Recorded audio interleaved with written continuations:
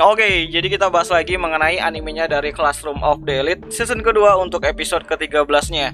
Dan ya, jadi hal yang ingin aku bahas itu adalah mengapa si Aino Koji ini tuh nolak si Sato.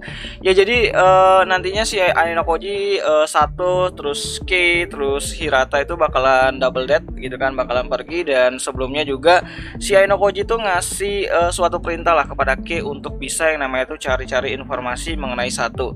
Ya, jadi nantinya setelah mereka double date, si Sato pun mencoba untuk menanyakan perasaan si Aino Koji terhadap dirinya ya. Tapi di sini ternyata si Aino Koji itu nolak gitu kan, dan Kei juga nanya kenapa si Aino Koji itu nolak si Sato gitu. Dan alasannya itu benar-benar logis lah kalau menurutku, karena menurut si Aino Koji dia mengatakan kalau posisinya si Sato sekarang itu belum bisa untuk menggantikan posisinya Kei. Bukan berarti sebagai orang yang spesial, tapi sebagai tangan kanannya si Aino Koji lah, atau bisa dibilang adalah perpanjangan tangannya dalam melakukan ataupun memenuhi semua perintahnya dari si Aino Koji. Jadi kalau ada suatu kejadian atau mungkin masalah yang bakal terjadi ke depannya, si Aino Koji itu lebih gampang buat yang namanya itu minta tolong sama Kei gitu kan, untuk yang namanya itu melakukan sesuatu ketimbang sama Sato gitu. Karena kalau sama Sato ya dia tuh orangnya bakalan ngobrol-ngobrol sama teman-temannya dan bakalan ngomong bahwa dia jadian sama Aino Koji, dan ketika Sato mengalami suatu insiden tentu saja Aino Koji bakalan terbawa-bawa. Beda sama Kei adalah orang yang mandiri. Bahkan kalian bisa lihat di episode-episode terakhir, episode 11 dan 12-nya, dimana Kei itu sangat setia lah sama si Aino Koji. Bahkan saat dia dirundung sama si Riwen, dia juga nggak sampai memberitahukan kebenaran mengenai si Aino Koji sebagai orang yang menjadi dalang di kelas D gitu. Jadi menurut Aino Koji lebih worth it menggunakan Kei daripada si Sato gitu kan. Dan juga si Aino Koji itu sebenarnya tuh pengen juga yang namanya itu dapat yang namanya itu cinta lah gitu kan, atau pengalaman dalam hal berpacaran. Tapi menurut dia halnya bakal berbeda gitu kan.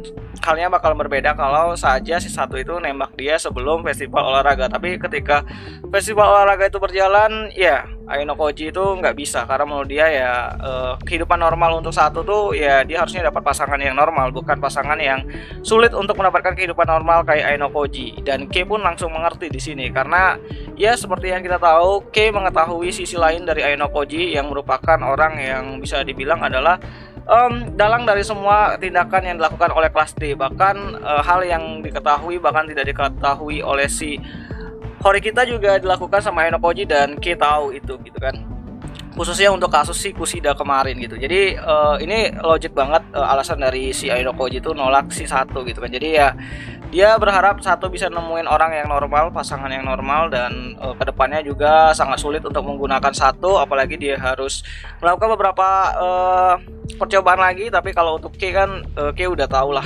bagaimana cara Aino Koji itu bertindak dan juga berpikir lah gitu. Jadi ya pasangan yang paling cocok saat ini adalah Kei, karena untuk sekarang Kei atau posisi Kei itu nggak bisa diganggu atau diganti sama orang lain, terutama untuk Sato sendiri yang baru beberapa hari kenal sama Aino Koji, atau lebih tepatnya itu adalah melirik Aino Koji setelah kejadian di festival olahraga kemarin gitu. Ya, ini bakal menarik banget, dan ya ini adalah salah satu ya calon waifu tertolak. Jadi ini adalah korban pertama dari Aino Koji, dimana dia menolak si Sato yang jelas-jelas suka sama Aino Koji. Ya suka ya, nggak tahu kalau cinta gitu.